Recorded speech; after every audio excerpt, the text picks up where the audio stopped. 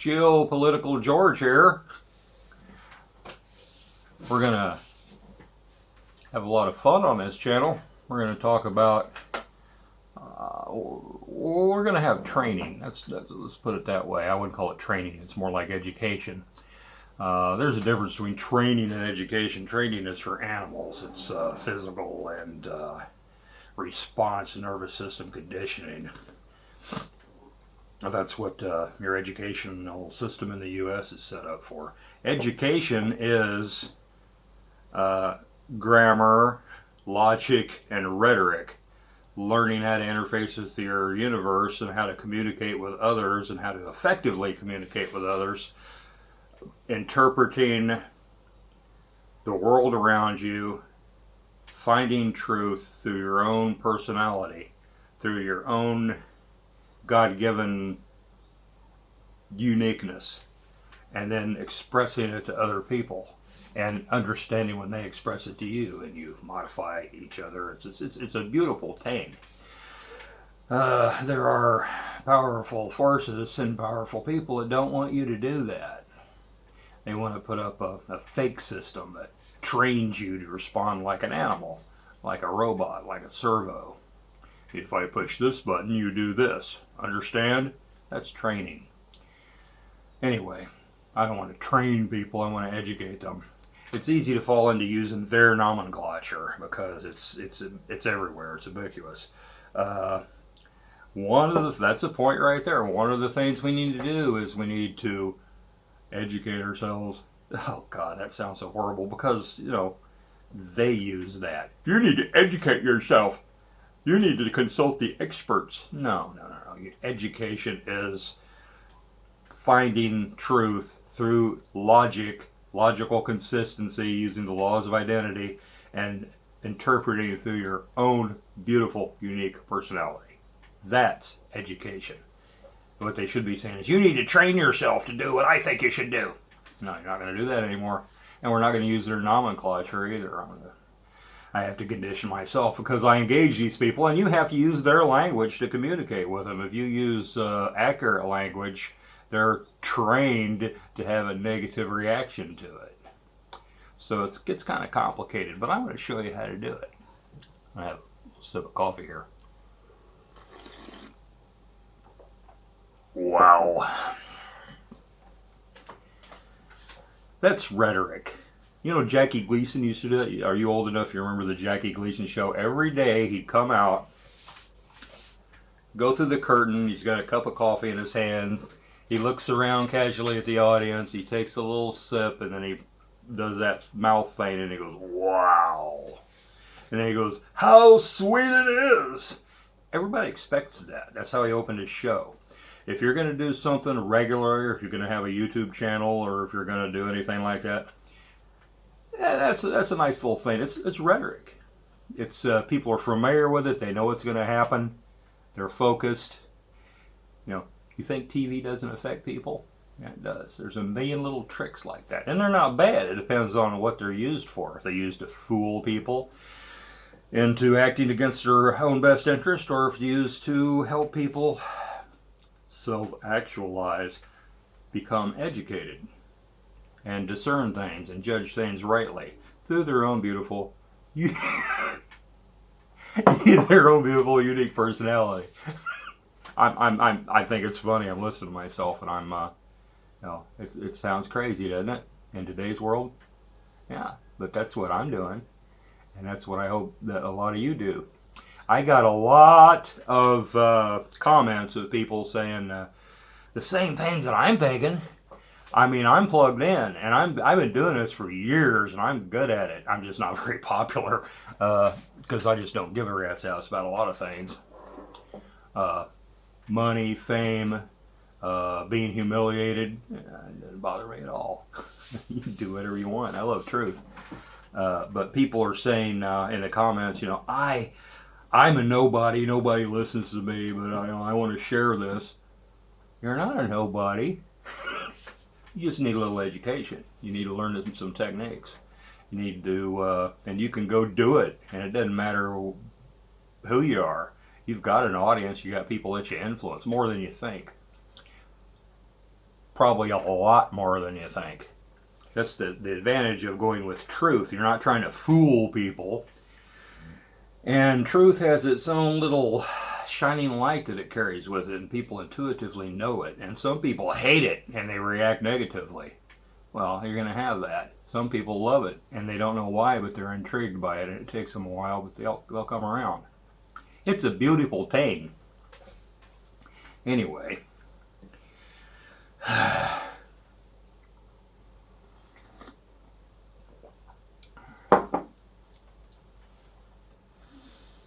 I was inspired by Owen Benjamin. Heard of him? Yeah, you might not like him. That's okay. He's got his quirks. I don't know where he's at right now. I hadn't been watching him for a long time. But he got kicked out of Hollywood. He got kicked out of the entertainment business. He got kicked out of everything because he took a stand against this trend towards this thing that the left was pushing. Not just the corporates. There I go again. I'm using their nomenclature. The communists from the left, they're controlled by the Chinese communists. No, it's the corporations. It's the big freaking corporations that are doing this. They want to push transgender children because it's a money pot. Holy crap. First you get people to comply with a norm that children have to be given hormone blockers until they're like 12 or 13, until they become the age of understanding and they can decide what they want to be. And then they go to counseling, and the counselors, it'll be mandatory that they're transgender people because they understand, and they'll counsel your child. And they're always going to counsel them into being the opposite of what their physical body is. And then they get to be on hormones the rest of their life. Cha-ching! It's the pharmaceutical companies. Let me do my Charlie Kirk imitation. Capitalism is good and socialism is bad. Socialism kills people. Oh, I gotta do the face, yeah. Socialism kills people. This capitalism is good. Really? Look what they're doing. It's not the communists that are doing it. These gender identity people are not communists. They're degenerates. Real communism is an economic theory, mostly. They've turned it into cultural Bolshevism and then cultural terrorism and cultural chaos. It's cultural Trotskyism, really. That's what it comes down to. They want to just burn down everything, and they can rebuild the world the way they want it, with them in control. It's not a left-right thing. The corporations are backing this. They've inculated it, they've started it, they finance it, and they promote it. Anyway, old Owen stepped on the third rail and got banned from everything, lost its contracts and everything. You're going to make any money. You'll never work in this town again. Oh, let me do it right. You'll never work in this town again. You hear me? You're dead to me. You're dead. Get out. That's what he got. What did he do? Well, he just started doing videos on every platform he could get his grubby little hands on. And at that time, I had some money then. I bought a gaming computer, $2,500. I don't game. I hate games. I have nothing. That's a waste of time. No offense, Vox, but I don't like wasting my time. Boop, boop, boop, boop. Might as well watch television if you're going to do that. Watch your shows. But I bought it because it had like a huge NVIDIA video card. Now my old laptop, I'm trying to edit videos. I'm learning how to edit them. And it gets so hot I can't even touch it. So I bought this gaming computer so I could edit videos. And I'm learning how to do it. I'm trying to make videos. This is years ago. And I just couldn't get it right. I didn't like it. And I'd edit and I'd edit and I'd edit and I'd edit. And I had a whole pile of videos I'm editing and splicing and changing things. I never published anything. And then the computer was stolen and I didn't have it backed up. So I kind of, that got to me. I grieved over that for a while. I didn't want to do nothing. Screw this. But then I was watching Owen, and this thing happened to him, and he starts doing it. And this guy, he just turns on his camera and sits down and starts rambling. And it was brilliant. It was extremely entertaining, extremely informative, encouraging. It was great. And I didn't agree with him about a lot of stuff, and I thought he's really immature. But you know what? Dude grew into it. And he could just sit there and have a stream of consciousness thing, and it's funny, it's brilliant, it's entertaining, whether you agree with it or not. Of course, he's a stand-up comic and a professional actor. He has a background, he can do that. But you know, the more I watched it after a couple of years of watching this guy and watching him build it and get a huge following, he's going places. And that's not what I'm after, but I can freaking do that. It's going to be different than him. Going to be a different audience, but I can do that. I did all that editing and all that perfection little splicing and putting things in, and no, that takes so much freaking time unless you're a tech whiz, which I'm not. I'm actually a freaking caveman.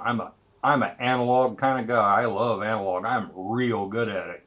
I've made some brilliant machines, and they're all still being used by industry.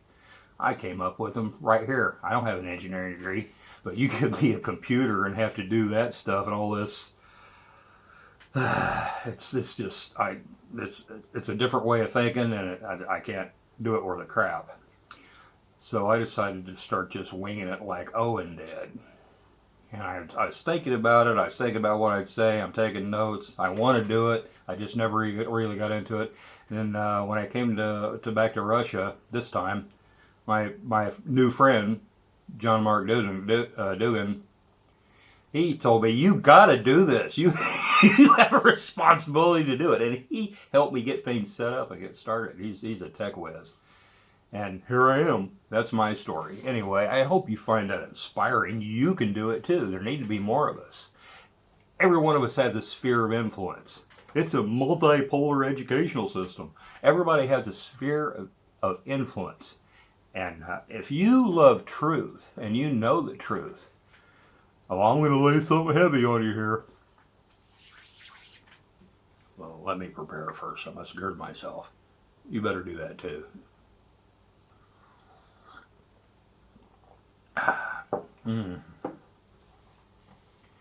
You have a responsibility to the truth and to the people that you can influence. You're not responsible for whether they believe you or not, but you can use your own personality, your own God-given talents to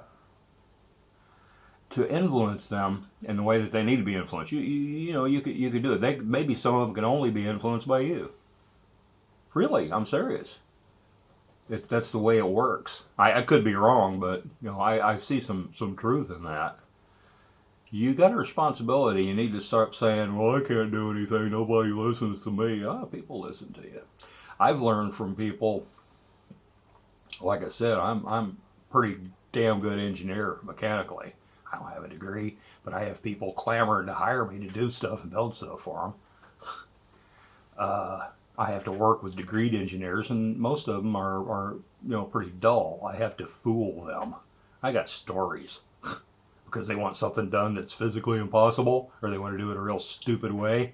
If I can't convince them, then I got to trick them, and I've done it. But anyway, that's a whole other subject. I'm going to stick to geopolitics here, and this is like a little primer on the basic philosophy of there's a lot of people want to do something. You want to do something? You can. This is hoping to inspire you and instruct you, and this whole thing is going to be the basics, the things you do need to know. You need to understand. In science, there's a law of identity. Glasses are weird. There's a law of identity, and you have words mean things, and they're all our opposition. The liars are always trying to change the meaning of words and attach meanings to words that don't belong there. And if you use really accurate labels and names, nomenclature for something, you got to understand how they view things and take them to the right place using their language, which might offend your people. It really gets complicated, but it's not. It just it's a way of thinking. Once you have this way of thinking, you can do it. Depends on your audience, who you're talking to. I'm talking to an audience that can understand me and aren't going to fly off the handle and get offended because I said something. You don't like capitalism. You must be a communist. People like that aren't worth talking to, really. You can't reach. Somebody else is going to have to reach them on a real basic low register, low frequency level. You got a starting point. And people move up fast. I've seen people that were just, I thought, God, what a dumbass, you know. And he's wanting to do this or do that, and then I see the same guy years later, and he's grown into the job. And it's amazing the transformation that people make once they focus on truth and they have something to do and they concentrate on it and they work on it. It changes you. It's a beautiful thing. Anyway, I'm not going with notes here. I'm just giving a real brief rundown on what this channel is going to be. I'm going to introduce you to the left-right paradigm, where it comes from, the reality behind it, how it's a false dichotomy, it's a tool. The problem is a class problem, and it's not the proletariat against the owners of the means of production. That's not it. That's a false dichotomy too. There's elites who are, not all elites are wicked. A lot of wicked people are elites though, because it works. You get paid to lie, and you can use lies to manipulate people and steal from them, especially if you get on a real high level and you're willing to do things that keep millions of people impoverished and maybe kill tens of thousands of people, and then you have a nice meal and wipe your mouth and sleep like a baby. And there's people that are like that. They're different than you and I, and they are the children of the devil. There's only two races on this planet: sons of God, people that love truth, people that love righteousness and justice, and then there's the sons of the devil. They don't have anything to do with that. They hate it. They freaking hate it. But they have to operate on principles to an extent. They have to operate within a constrained area. People say there's karma that comes back on them if they go too far. Well, there's a force in the world for good that constrains them. Orthodox call it the Kachalion. I probably butchered the pronunciation. That's another thing about me. I read voraciously, and I don't remember how to pronounce things properly because I don't hear them pronounced, and I do my reader's pronunciation, but that's okay. I make mistakes. Owen made mistakes that were just really horrible, and yet you knew what he's saying. You knew what he's talking about, so it doesn't matter. And the trolls have come in, he said this and it's really this. Trolls aren't worth dealing with. You just ban them. Ban the crap out of them. I want quality, not quantity. If I'm doing live streams of stuff and people like that come in, I'm just going to ban that crap out of them. Enjoy it. Get out of my garage! Organic conversations and organic social structure, it'd be like a bunch of the old guys in a small town that have been around. They've built things, they've fought wars, they've done things, and they're sitting around in a garage, they're sitting around a stove in a garage talking. And if you're a young guy, you come in there, you stand up against a wall and show some respect and listen to them. You don't open your freaking mouth unless you know you got something pertinent. And if it is, then, you know, they'll say, yeah, that's pretty good there, boy. You know what you're talking about. Come on up a little closer. But if you go in there and start laying into them with your stupid shit, they'll throw you out. You might even get your ears pulled, you know, or a real bad noogie, or somebody will thump your ass if you're not careful. But that doesn't happen on the internet because people can be anonymous, so they get real bold. But anyway, I don't know why I put that in there, but it's just that there's an organic social platform that's local and community based, and then there's the internets, and the internet's things get weird, but you can still navigate it and you can still do some good, and it actually is kind of fun. But you got to be yourself and be focused on the truth, because if you're trying to fool people, people seem to have their heart in the right place about certain issues, but then they lie. Well, they lie, so I lie. And people post things that are for the right cause, but they're not true. That blows up in your face. See somebody doing that, you got to correct them, if possible. Anyway, this is just the first video on this channel, giving you a little rundown about what I intend to do. we're going to, I got to put some material together. I'm still working on it, but I'm going to be more focused, and we're going to go not everything off on rabbit trails. We're going to focus on one particular thing. We're going to examine the geopolitical forces that are at play right now, where they came from, their origins, take them back to original sources. It's not all the way back. We're not going to be tedious. If you've read Adam Smith, either his moral books or what was the God, I can't remember the name. It's a tome. Most capitalists will refer you to it. Oh, The Wealth of Nations. I read The Wealth of Nations, and it made me feel like I was 115 years old when I got done with it because it's so tedious. In the 18th century, that was the thing. They would go back to first principles. If I'm going to describe how pistons are made for Toyota engines, which I know a lot about because I work on the machines that manufacture them. One of the things I've done, and okay, we got to go back to the discovery of iron, even though they're not iron, but the discovery of how to use fire, and we go back all the way, and we have 600 pages to get you to the point where we're going to start understanding how the machine works that casts aluminum pistons. You know, that's the way that book is written. It's really tedious. I'm not trying to discourage people from reading it, but it's not necessary to do that. They didn't want anybody arguing with them about some little point. They went back all the way and covered every single possible point, counterpoint, the argument, the proposition, any possible arguments against each proposition every bit of the way. And that was good for that time, I suppose, but we don't have time to do that. And you'll lose an audience because they get really bored. Yeah, I know where iron comes from, all right? You ever see a video that looked like it had some great information? We're going to tell you about, how to make a cabinet, out of pallet wood. Okay, that's popular kind of stuff like that. But the cabinet looks nice in the picture, so you click it and man discovered nails back in the, and nails are our friends. Wood is a very, very common substance and is very used. They start like that. And, yes, don't waste my freaking time. What the hell is wrong with you? You're not going to watch it. Can't be like that. You have to be focused. You have to have every paragraph, if possible, should have something that somebody learned something from that they probably didn't know. I hate people telling me stuff that any 5-year-old knows already. That's called being pedantic. Did you know? And then tell you something that I didn't find anybody that doesn't know that. Thanks for wasting my time.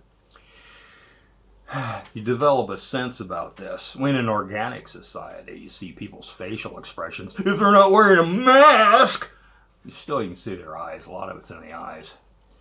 But you can read your crowd. I've mentioned about the dynamics. Oh, okay, I'm going to cover this. This is important for our foundation. Pay attention. Not everybody's at your level. Not everybody's coming from the same place. Not everybody can even grasp things. A lot of people don't want to. There are two races in this world. You can call them races. There are people that hate truth. And they hate God and they hate you. And they're real deceptive. You might know some of them and not have any clue that that's where they're really coming from. And that's what they're all about. Now, things get heavy and hot. You find out who they are. There's those shakedowns where they expose themselves. But anyway, you can't win over everybody. And you can't attack those people or go against them. Then there's people that love the truth that are just sadly mistaken and have been fooled. They're heroic people with absolutely fine characters that have been lied to all their life, and they're attacking what should be their allies and doing work for their enemies, what should be their enemies, because they've been fooled. That's your target. That's who you need to get to, especially if they're policemen, soldiers, petty officials in your own local community that aren't just dirtbags that steal from everybody. That's usually a sign they're not going to listen to you. But anyway, I got off track again there. I'm sorry. Oh yeah. I've been in a crowd of 600, I think it was 650 people, and we had to go through seminars all day, every day, for 5 days. We had to sit in the seats in a big gymnasium type store. It was a warehouse. And they had a stage built up. They made a processing center for people going into Afghanistan and Iraq. KBR did when it became an employee. They called it orientation. Oh, wow. My computer came unplugged and the battery went down. Anyway, I may have told this story before. I'll tell it again because it needs to be heard. 650 or so of us there. And speakers all day, every day about all kinds of various topics, aspects, things you need to know about going over there, political things, safety things, chemical warfare, stuff that never even freaking happened, but we had to be trained for it, on and on and on. Some of these speakers are pretty damn good. They were good. They had pertinent information. They were good at delivering it. They were interesting. They had good rhetoric. It was solid. What they were saying was obviously true.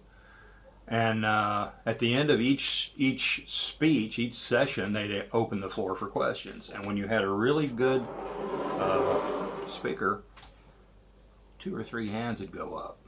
Sometimes I had questions, and I'd raise my hand because there's something. Okay, something didn't add up here. Okay, you made a little mistake. Maybe you left something real obvious out that needs to be said, and I'd raise my hand, and it'd be 2 other people raising their hands.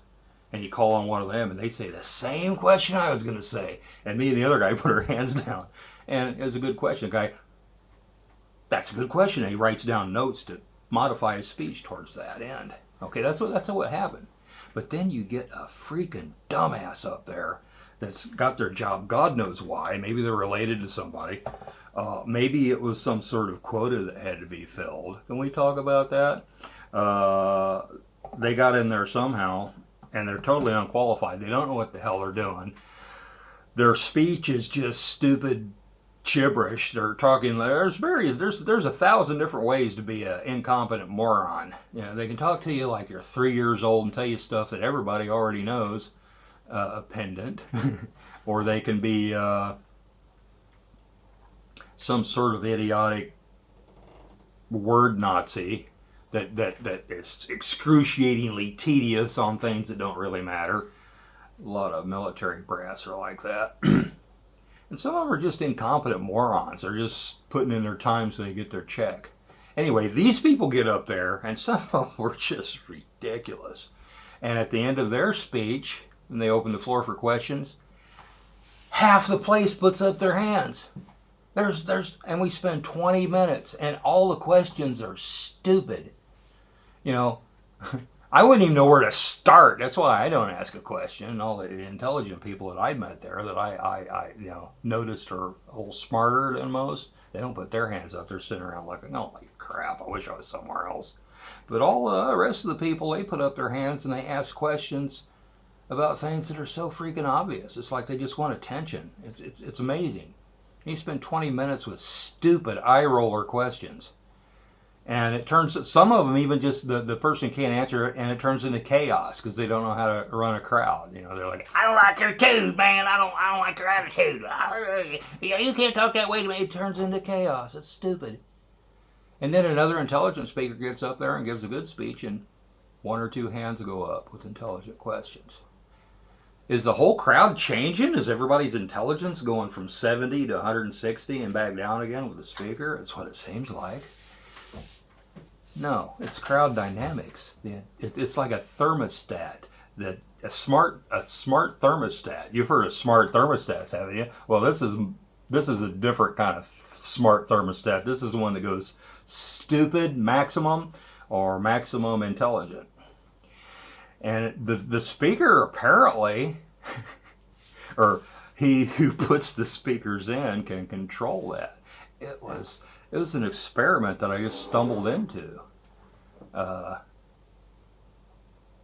It's something I got to witness that I found astonishing, and I've been thinking about it ever since. This happened years ago. This happened in 2004, and then again in 2010 when I went back in to go to Iraq. I went into Afghanistan in 2004, and I had to go through this orientation. Then when I went to Iraq, I had to do it again. It was the same thing. The same thing happened. It's amazing. It's a stupid thermostat. Think about that, and give me interesting comments on it. Now, I like to brainstorm and stuff. I like to hear other people's perspectives. I tell some people that and this story, and they don't have any idea what to think of it. They think I'm just weird. I tell other people that, and they're amazed, but they don't have any comments. They don't know what to say. I guess they never experienced. I've experienced a lot of things like that in my life. I'm like Forrest Gump. I just stumble into this stuff that, most people have never seen or heard of, as far as I know, or they don't notice it. It's weird. Anyway, if you could control the crowd like that, you can make society really nice. It's almost like you're suppressing the stupid. When stupid people have smart people in charge, I don't know, maybe they're afraid to say anything, or maybe they're happy and content because everything seems good, so they're just sit there and think their own little stupid thoughts and keep to themselves. When you have morons and chaos introduced into everything up on the podium that are in charge, they go nuts, and they want to assert themselves, and they want to be seen and heard, and they want attention. And they start doing things. They start saying things and doing things. They start fights. They know it all. They start dressing people down. But a smart guy gets up there and gives a good speech. They keep their freaking mouth shut. Think of the power behind knowing that. It's like the core of the reason for learning rhetoric and understanding people. I don't think you'll learn any of this in a psychology class. I've had to take psychiatric tests to do some of the jobs I've done. Industrial psychiatrists are some of the stupidest people in the world. They couldn't possibly be as stupid enough to make some of the tests that I've taken. I think they were done by committees. It takes multiple people to make something that stupid. You ever heard of the Wabi test? They had to tell us how to cheat on it. Well, they didn't. Had to tell us how to think in order to pass the test, because you just give the test to 1,000 random people, they'll all flunk it. They're all insane, according to the industrial psychiatrist. Or maybe it's a military guy. I don't know. It might have been a military test. I never looked into it, but they got to tell you. The first question we're going to ask is, are you a liar? And you need to say yes. Because later on in the test, they'll ask you, have you ever told a lie? And if you say, oh yeah, everybody's told lies. It's, oh, I got you. You said you weren't a liar.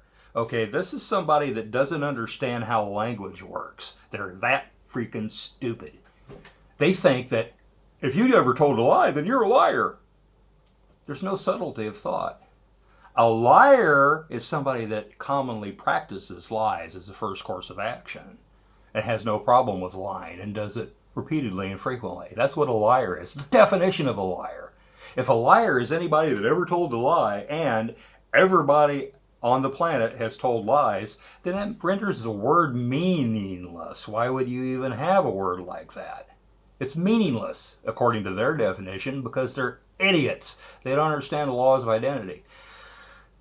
Or there may be some sort of psychological operation behind it, but I don't think they're that freaking smart. I've never seen a psychops guy that was that smart. I've talked to these people. I've actually done work for psychops in Afghanistan. And they're adolescents. They're like a 12-year-old that thinks he's at orders of magnitude smarter than everybody else. They are. They really are. They're freaking idiots. There's no feedback loop. They don't listen to anybody but themselves and each other. I've never seen a smart one. Look at their insignia. It's a skull with a hole going through it. It says, Psychops. Oh, no, you've been, pardon my language, but this is their insignia on their uniform. Psychops. You've been fucked by psychops because physical wounds heal. So you want psychopaths to work for you, and you're proud of that shit, right? They're all going to stand before God one day and give an account for that. Anyway, they probably don't believe it.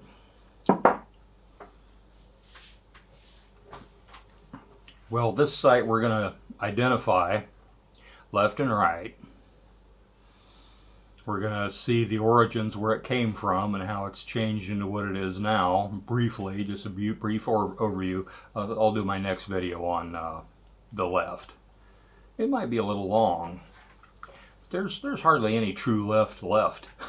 It's all been supplanted by some synthetic pseudo left, which is focused solely on race and identity politics and gender.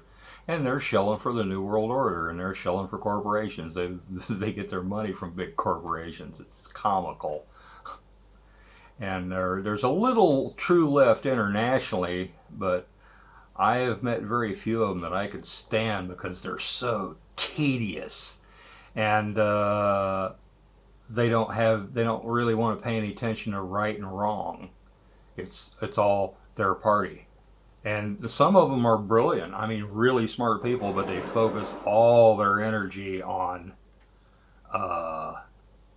keeping everything in their doctrine. And if you're outside that doctrine, it doesn't matter.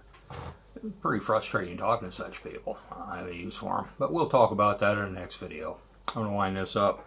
But that's my vision for this channel. We're going to talk about each ideology and how it works, and then we're going to talk about the geopolitical forces in the world and their methods for implementing them, and eventually we're going to go to I'm going to show you that there's really, just like there's two races, there's only two ideologies. And one of them's dying and collapsing, and the other one's just taking root. And people are being fooled to put their energies behind different aspects of the dying one, and they're told that this one's evil. It's crowd control. It's the stupid thermostat. Smart people got to rise up and give speeches, and it might not look like it. And these people look, from the last speaker, look like a bunch of really stupid cattle, but you lay some intelligence and some truth on them, it'll do something. It'll make a difference. If nothing else, it'll calm them down and make them. It kind of suppresses them, makes things better. I'm just winging it, but I'm just telling you what I've seen and where we're going. There's a multipolar ideology that's coming up to fruition in this world very slowly, bit by bit. It's illuminated, it's demonized. A lot of people are on the wrong side going against it. And then there's the old one world government, New World Order hegemony. We're gonna beat people into a mold until they're all identical and uniform, and then we can have one world government. Doesn't that sound wonderful? It's not going to happen. It's not going to happen. It can't. It's doomed. But they're fighting tooth or nail to hang on to it, and they've got a lot of people that are mistaken and lied to and being used, to fight against their own best interest. We got a job to do. I don't reach that many people. All you do, though, and you can be effective. Anyway, that's it for this video. Geopolitical George, signing out.